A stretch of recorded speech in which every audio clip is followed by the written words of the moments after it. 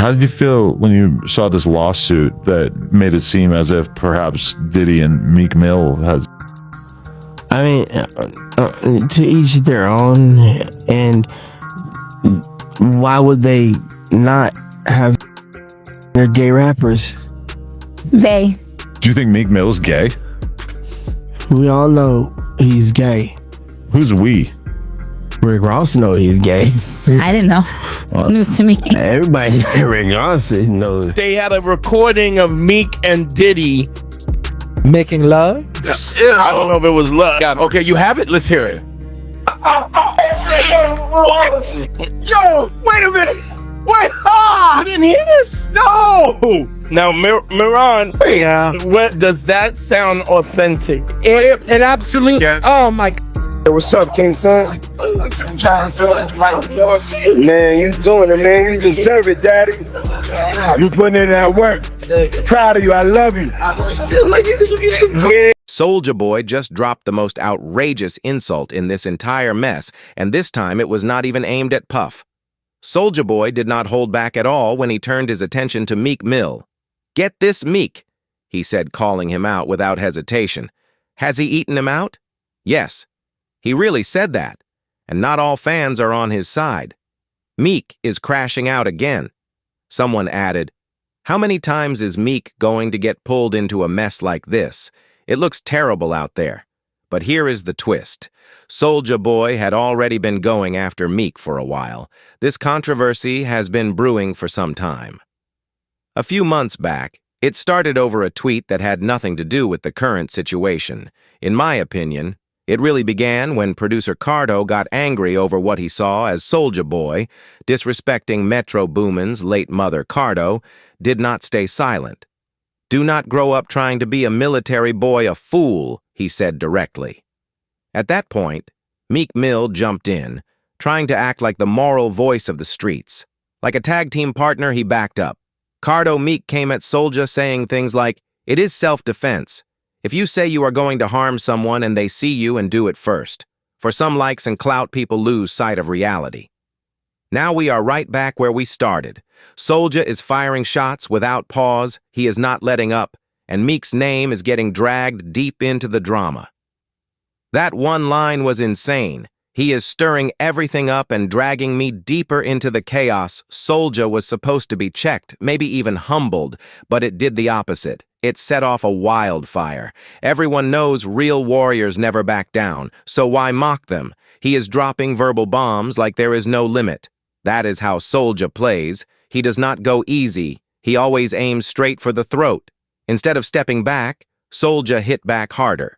This was no indirect jab either. He got straight to the point and sent a direct message. "Did he not see you in Atlanta?"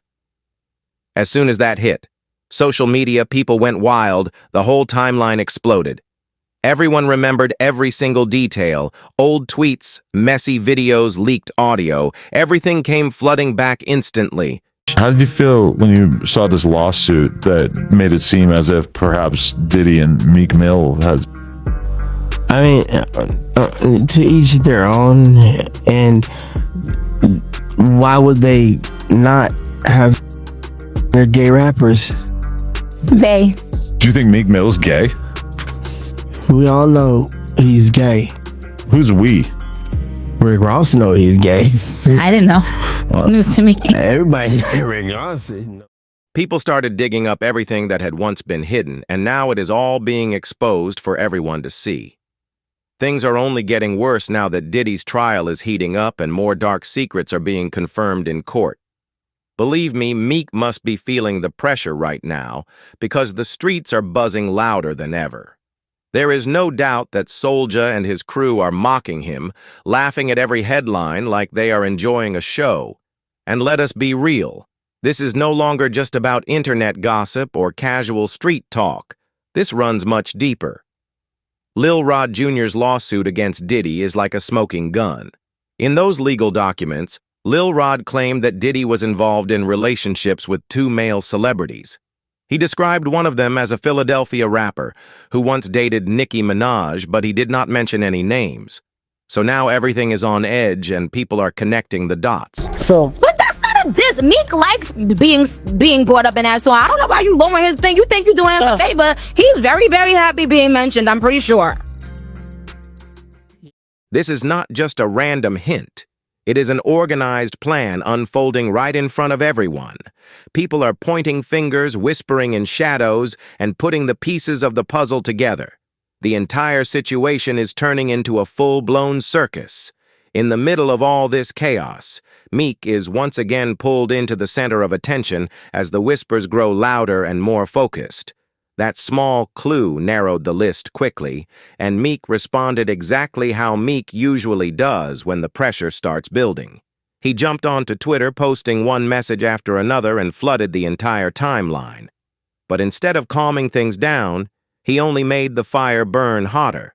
People started saying he was doing too much because the tweeting would not stop. Then it took a wild turn as people tried to figure out who was being connected to all of this. Meek said he had to hire an investigation team. But it made people ask, if nothing is true, then why shout about it so loudly?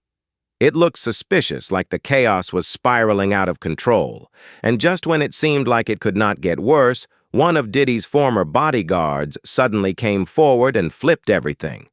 He claimed to have real audio recordings from one of Diddy's infamous parties. This man did not hold back. He said people were canceling those strange nights and that the parties were beyond wild. According to him, Diddy would spike the drinks with so much alcohol that half the guests had no idea what was really happening. A couple parties I seen and I knew that they were spiking drinks. My girl was at the New Year's party, right? I'm at the front door. I got to make sure everybody got their passes and everything like that. So then my girl and her girlfriend is in the party. So they get bottles of champagne. You know what I'm saying? And I'm looking for them. After everybody comes, they close the door. So I'm going knocking in doors, looking at people. I'm looking for my kid's mother now.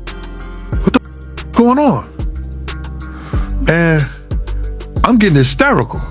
So I decided to go to the car, and I looked in the car. She was in the car asleep. She said, Gene, we started drinking the champagne, and I didn't feel good. And me and Debbie came here and went to sleep. The worst part is that this man claimed to have an actual recording from one of those nights, and what he described on it was absolute madness. He said the scene was full of chaos with sounds of slapping, shouting, moaning, and someone clearly saying, "Yeah, Daddy." But what truly shocked everyone was what came next. The security guard did not leave room for doubt or speculation. He did not hint or dance around the subject. He said it directly. Diddy and Meek were both on that recording. They had a recording of Meek and Diddy. Making love? Yeah, I don't know if it was love. Okay, you have it? Let's hear it. Yo, wait a minute. Wait, I didn't hear this. No. Now, Miran, what does that sound authentic? It absolutely. Then Orlando Brown stepped in to back up the claim as if things were not already intense. He said clearly that the voice on the tape was without a doubt Meek's. How did you feel when you saw this lawsuit that made it seem as if perhaps Diddy and Meek Mill has... I mean, to each their own, and why would they not have when they're gay rappers? They. Do you think Meek Mill's gay? We all know he's gay. Who's we? Rick Ross know he's gay. I didn't know. News to me. Everybody Rick Ross knows. The bodyguard did more than just drop bombs. He described every detail as if telling a scene from a movie. He said it sounded like Diddy was calling all the shots, controlling everything, and Meek did not resist. He just accepted whatever was happening, like it was normal. Now let us rewind a little. Do you remember that wild birthday party Diddy threw for Meek a while back? The one with the dark lighting and the vibe that made everyone suspicious, and all the shirtless guys just chilling by the pool. That video started going around again, quickly.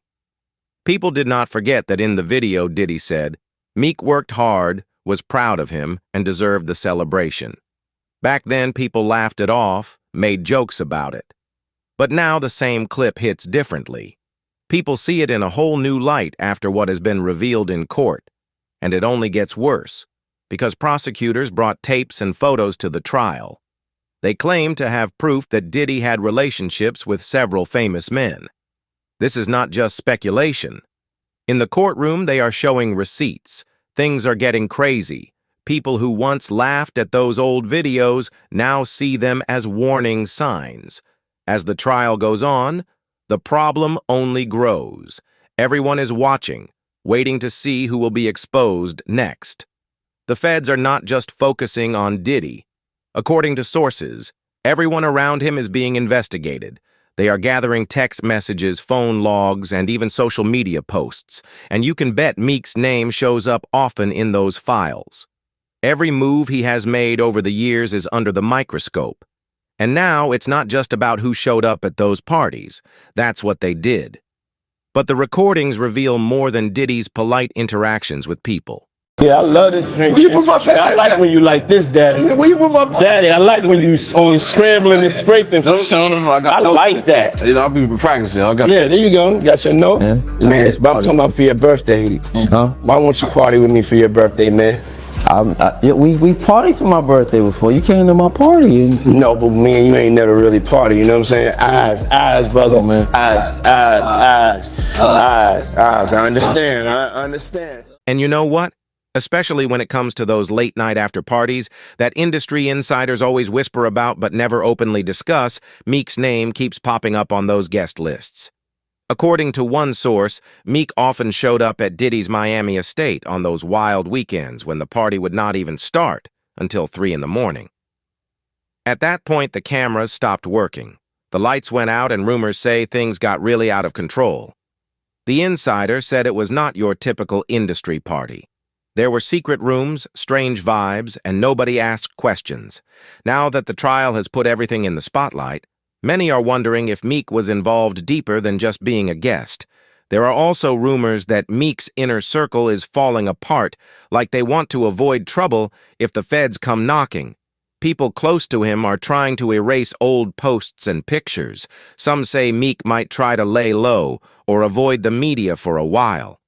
But with court records disappearing every week and the internet buzzing, it may already be too late to fix the damage. When the recording started playing, the entire courtroom fell silent, according to those inside. You could have heard a pin drop.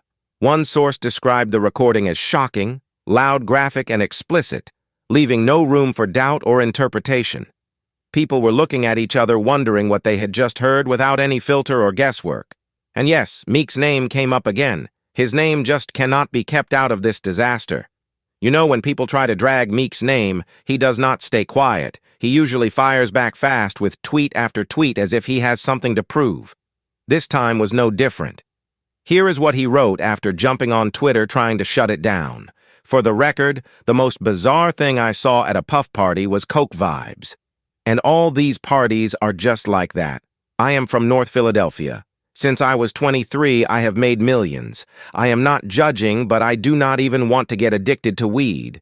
Basically, he is trying to distance himself from the whole situation. Like me, I was not involved in that mess, but I was there. But that did not sit well with people. The worst part is, if it is true, why was Meek out here asking for forgiveness for anything to do with Diddy? Just one line stood out. For what I did with Diddy, I sincerely hope they will forgive me. Hope they forgive me for what I did with Diddy. Real street. That is what is bothering him right now. People once thought it was just a lyric he said without meaning much, but that line has not aged well at all. Now that more information is coming out, it feels more like a confession than just a casual rap bar. This is when things get even crazier.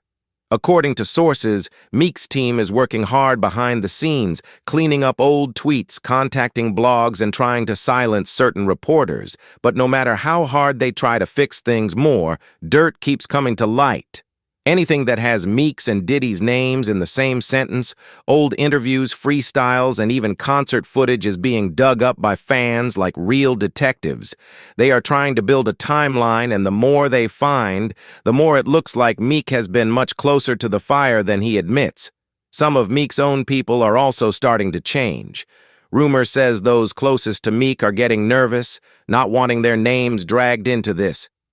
Some are deleting old photos, some are quietly unfollowing him, and some are even publicly cutting ties. Meanwhile, blogs are eating this up. You cannot scroll without seeing Meek's and Diddy's names linked over and over. Headlines keep dropping non-stop. It feels like Meek is stuck in this moment. The more he talks, the worse it looks, and it's over for him. If the audio leaks and the videos come out, guess who came back to open everything up again? Just when things seemed to calm down, Soulja Boy. He did not just accidentally get involved. Soulja knew exactly what he was doing, stirring the pot, throwing insults, and reminding everyone the rumors never really went away. I'm at a point in my life like, we all grew up in the streets. They had been in the background, but Soulja suddenly pushed them back into the spotlight. The streets are buzzing now. People are digging deep into the details, making connections, and coming up with wild theories. Everyone is playing detective, trying to figure out who did what and when. Some of these ideas are crazy. One user even claimed that Nicki Minaj recorded that audio. She had been holding onto it for a long time, waiting for the right moment to release it. To avoid attention, she paid the security guard to say he was responsible. They said Nicki used to do wrong to her soul with Meek Mill, and this is payback. Another person jumped in saying Meek Mill is extremely fruity and that everything is coming out. The comment sections exploded. It's a circus. People are arguing, guessing, and sharing stories, and the streets are talking, man. Every phrase, every old clip, every small detail. People are connecting the dots and asking the tough questions. It feels like nothing is safe right now. Everyone wants to know what will come out next. When all is said and done, who will be revealed as the real player? This story is far from over and only getting stranger by the day. What do you think about this major twist? Is it all just smoke and mirrors, or do these wild theories have some truth? Please share your thoughts in the comments below.